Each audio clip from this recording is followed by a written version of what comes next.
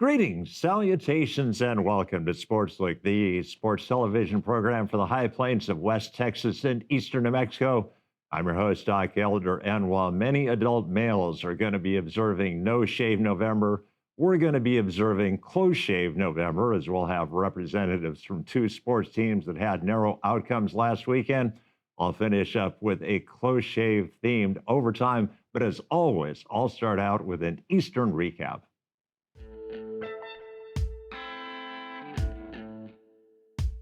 Greyhound men's soccer finished up their season last weekend with a 1-1 tie against Oklahoma Christian.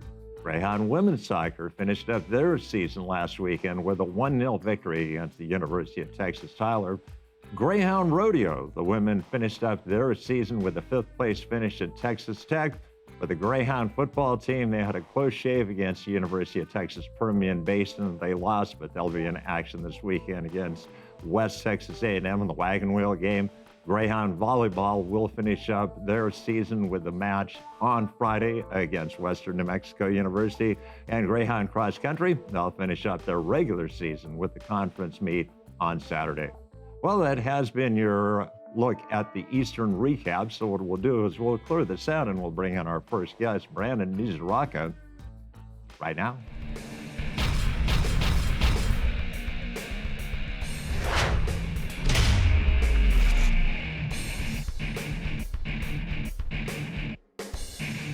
Welcome back to Sportslook, and we welcome back to the set of Sportslook the head coach of Greyhound men's soccer, Brandon Mizuraka. And Coach, congratulations on an amazingly successful first year. Yeah, thank you, Doc, for having me again.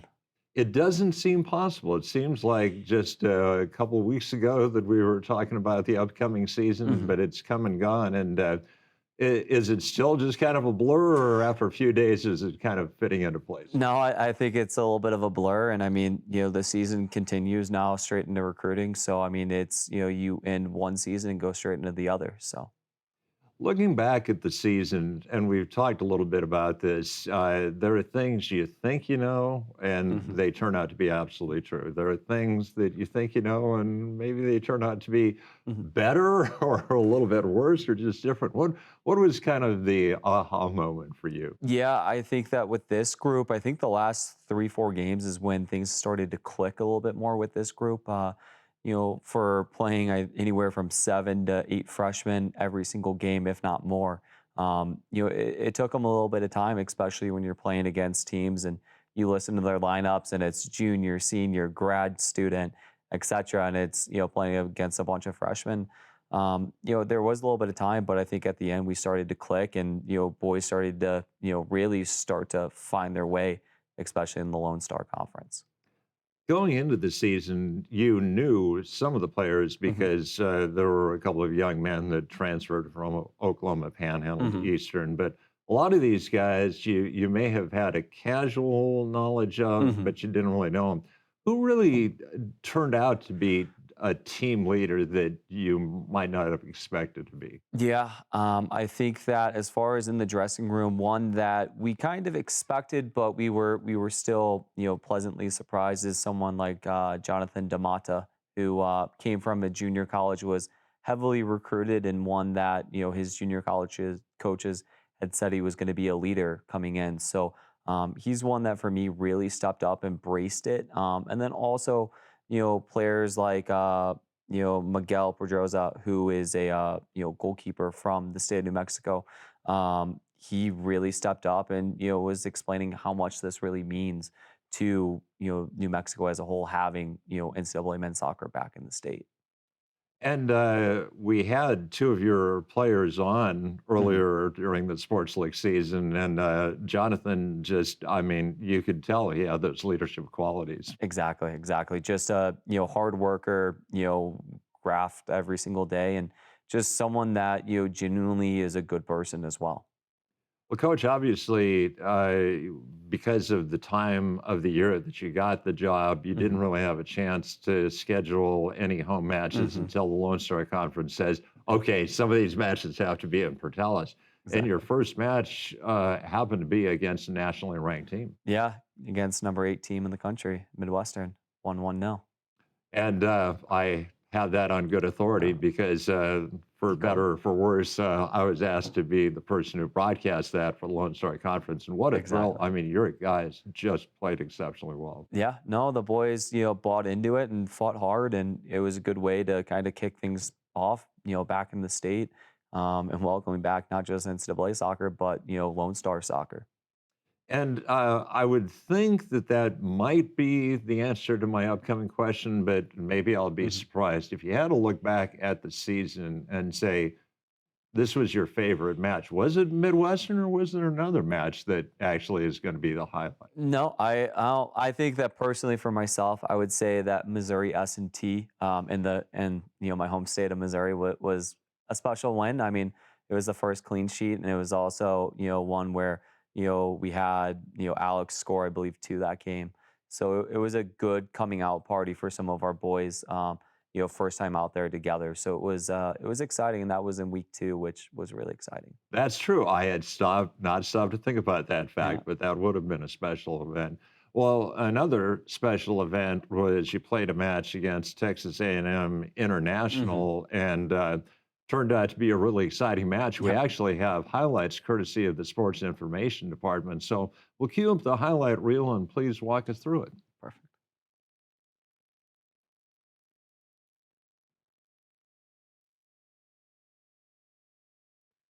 Okay, so they just switch the ball, go up, got caught out.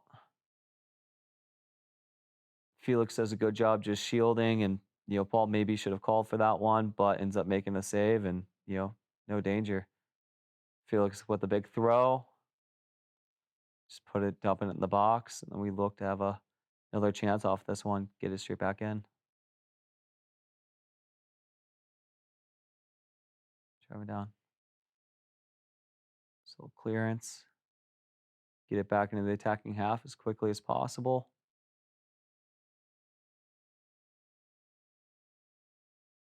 Bad tackle, handball, pen. Alex just steps up, calm, cool, collective, Yep. doing exactly what we kind of expected him to do as a former French U17 national team player. And I like this at the end, boys just coming up and celebrating together. I mean, that's kind of it talks about the camaraderie within the side is everyone's super supportive. Yep.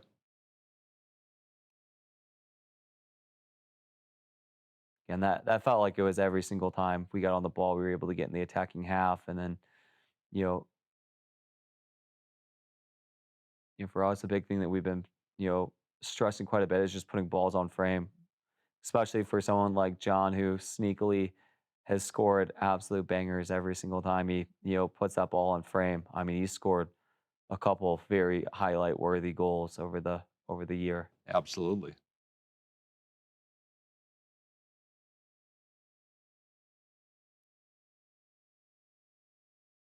This is probably my favorite goal out of all of them. Just the amount of work that goes in. We lose it a couple of times, but we find the way to go up. And I mean, what a ball from David over here, just playing it in, leaves the goalkeeper in the dust. And it's just thank you very much by Sonder. I think that I could have probably scored that goal too, though. Doc, I think you could have scored that goal as well. Goalkeeper was just frozen completely. Absolutely. And there's another one where he goes and celebrates as well. His last gasp. Yeah, just throwing everything at it, and good on Paul to come in and just make it nice and easy. Coach, as you said, you're playing a lot of freshmen, or Hmm. we're playing a lot of freshmen this year. Are we going to lose any seniors? Were there any one and dones this year? No seniors, no seniors. So everyone is eligible to come back. So I would imagine that to a certain extent that kind of limits recruiting because if you've got most everybody Hmm. coming back, how many slots are you looking to fill? Yeah, right now anywhere from 6 to 10 spots. You know, the reality is in college soccer, and just college athletics, things change, right? Majors change, financial things that are outside of the control of coaching staff and even the university as a whole, happen. So And that was something that we kind of expressed with our boys later in the season is that, in college, you don't have the same team twice. That's just unfortunately the way things work. So it's really enjoying the time that you have with that group and then using the core and keeping the core to build the future. So our goal right now is really to bring in the top New Mexico players and then sprinkle in a couple transfers, just to get us exactly where we want to be and make sure that, we continue growing this year after year. We talked about the fact that it was the sports information department that had Hmm. provided those most excellent highlights of your match Hmm. against Texas A&M International, and we would point out that if people want to know more about Eastern soccer, Hmm. men's soccer, or any program, we've got a great website called Yeah, goeasternathletics.com. yeah. As everything is up to date. Also, the social media, platform. I mean, sports information handles that for us.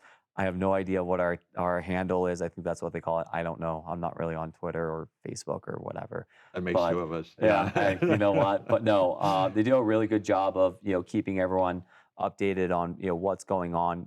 Not just in men's soccer, but the athletic department as a whole. So. We talked last, you were gracious enough last year to come on. I Hmm. mean, you'd only been on the job a few days Yeah. and you came to Sportslook, and we talked about the process by which Paul Weir interviewed you and Hmm. brought you here.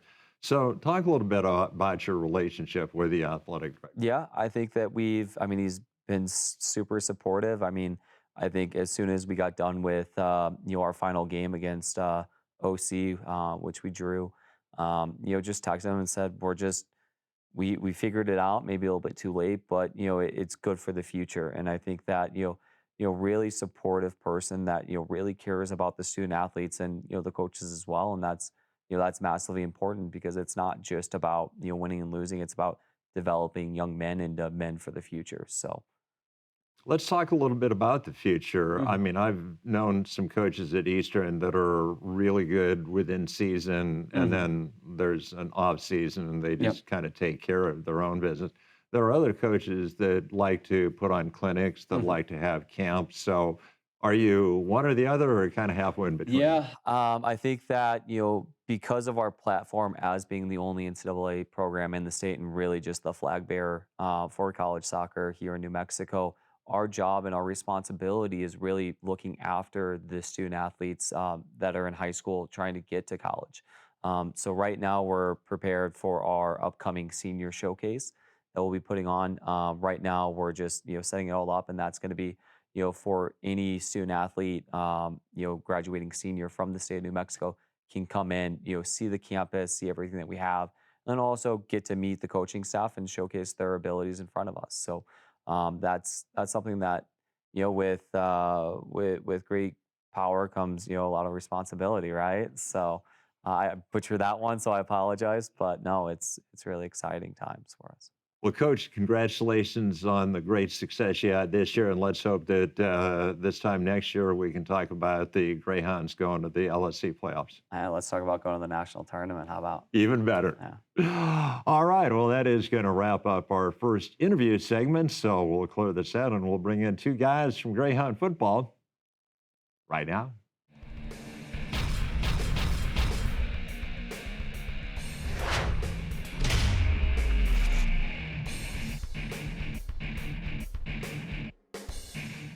Welcome back to Sportslook, and a privilege to bring to the set of Sportslook two guys from the Greyhound football squad. We've got Cam Santa Cruz, we've got Brazee White, and gentlemen, welcome to Sportslook. Thank you Thank for you. having us.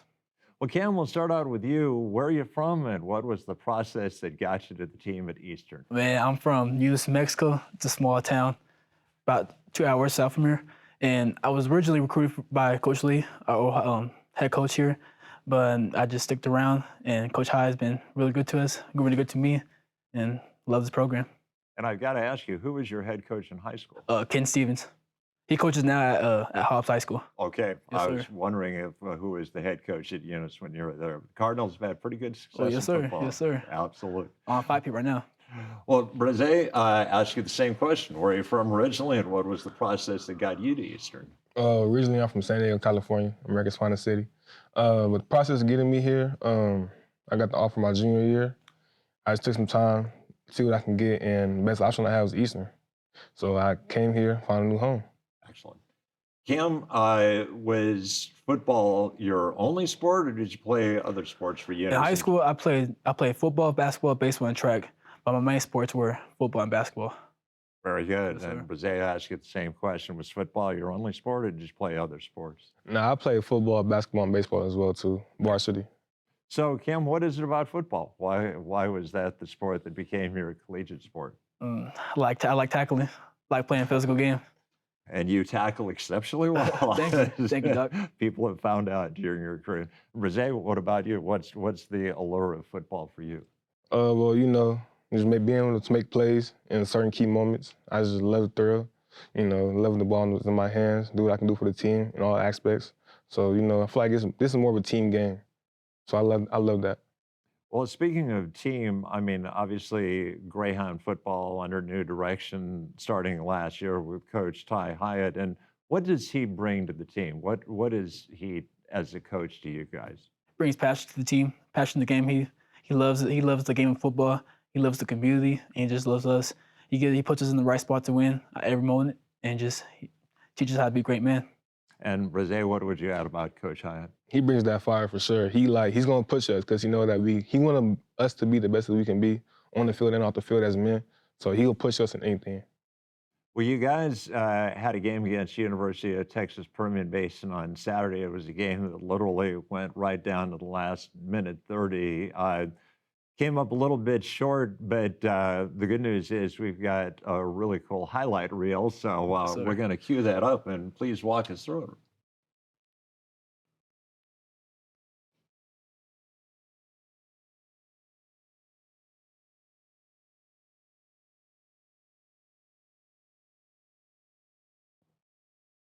Jason Martin to Tyree Tyree Cherry, Cherry. yes, sir. Yeah. Run would look like a post route there. Right here, sending the blitz. Put some pressure on the quarterback. Got the ball down too.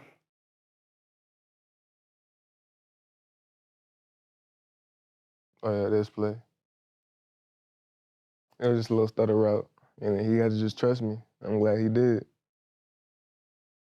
Amazing concentration in here for Thank you. Rosé. Thank you.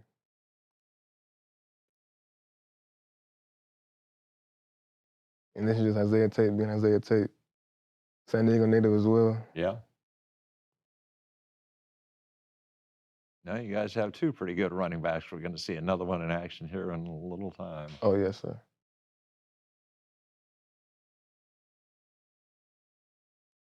This is great by Casey and G1, who are Greg Thomas. Just being able to sell the fake and come down with the ball in bounds and a touchdown. Yeah, the reason that worked is because Casey Martin, a pretty good actor, he looked like he was going to throw the ball flat. Right here, me come up the edge. Me and Fafa again on the quarterback.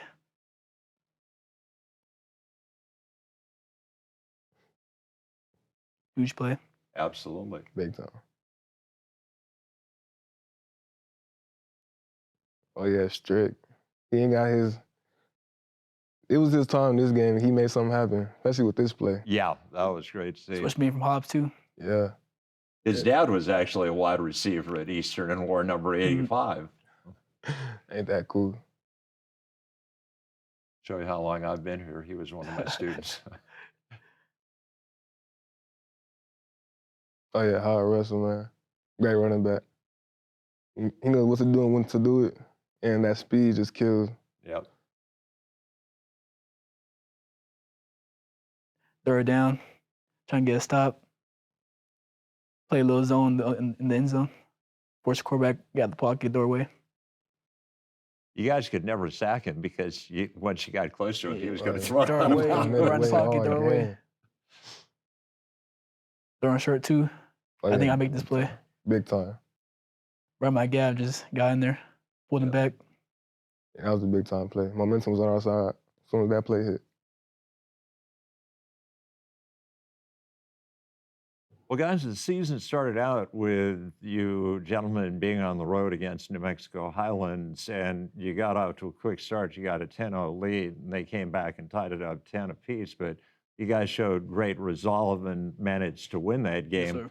And that's something, and I'm not just saying because you're nice enough to be here taping Sportslook with me, but you guys never give up. I mean, even the games like Tarleton or Western Oregon, you guys were playing hard. So what keeps your motivation going even when the score isn't going your way? Just us doing our job, loving the game. We're not gonna quit no matter what the score is. We're gonna play to the whistle, play till it hits 0-0. And how about you, Brise? I just feel like when it gets like that, you just got to keep playing. You know, for the love of the game, when it's either you're on the upside or the downside, you got to keep playing. I think I might know the answer to this question, but I'm interested to see whether I'm getting in the mindset of the actual players. Kim, what was the high point of the season? And it may have been a game you won. It may have been a game that you didn't win, but you were playing against a really good opponent and you really showed up. So what was the high point of the season so far? I believe Tarleton, just seeing the atmosphere, playing against the FCS school, just being able to see how they play and how they work and how their program was. And Brise, what about you? What's been the high point of the season, do you think? Well, for me, probably was the last game. You know, I feel like I got to see our team in a close battle, you know, fighting for each other, you know, down to the last minute.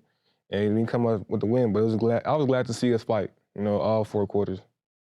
It's interesting because I do a radio program with Coach Hyatt, and we talked about the game against UTPB, and he said, well, obviously, he'd rather get a W, and he knows that you win as a team and as lose as a team.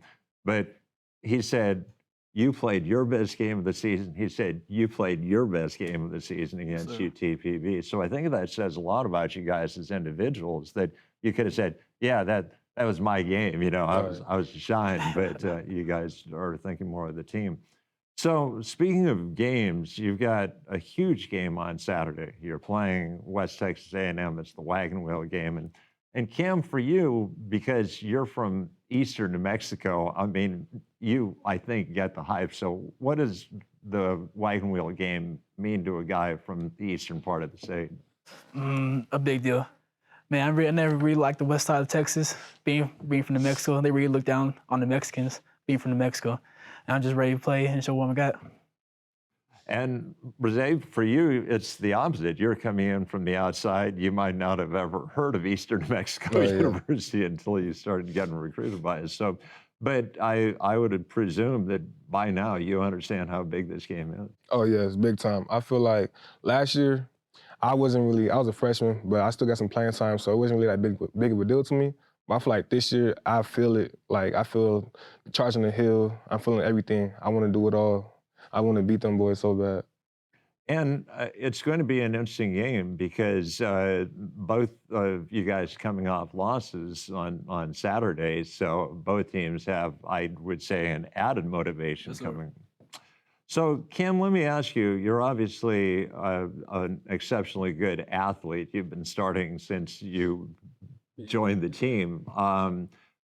But you're also a student athlete. So what are you majoring in? Right now, my major is chemistry.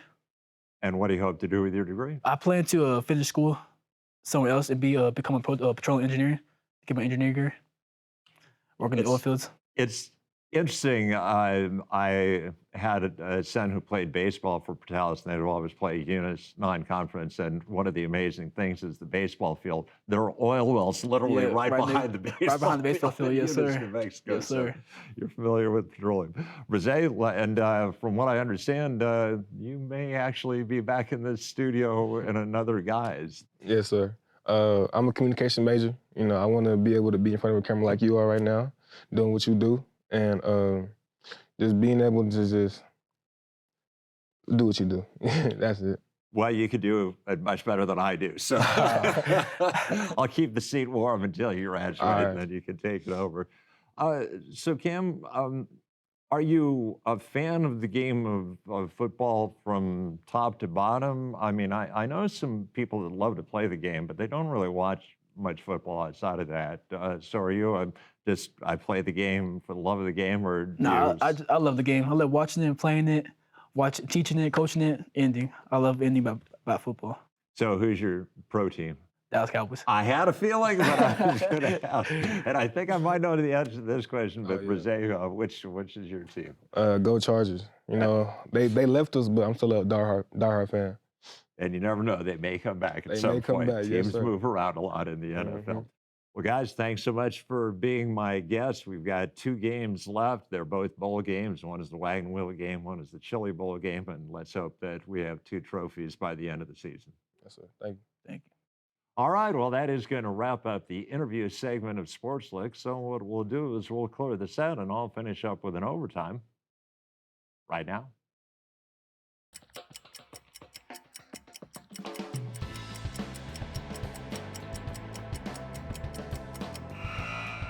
Continuing our theme of close shaves, we're going to talk about the closest shave World Series in history. It was back in 1991. It was between the Minnesota Twins and the Atlanta Braves. It went to a Game 7, and Game 7 was tied up 0-0 going into the 10th. The Twins manager, Tom Kelly, was going to take out his starting pitcher, Jack Morris, who had thrown 117 pitches, but Morris said, "Nah, leave me in there." Kelly thought about it for a minute, and he said, "Oh, hell, it's just a ball game." Left him in. Morris pitched a 1-2-3 top of the 10th, and in the bottom of the 10th, the Twins won it in walk-off fashion. That's a close shave. Well, that will wrap up an overtime, and that will wrap up an episode of Sportslook. I'd like to thank my guest, Brandon Mizuraka from Greyhound Men's Soccer, Cam Santa Cruz and Braze White from Greyhound Football. Once again, my floor crew is directed by Mr. Logan. So for all those aforementioned people, this is Doc Elder saying, so long.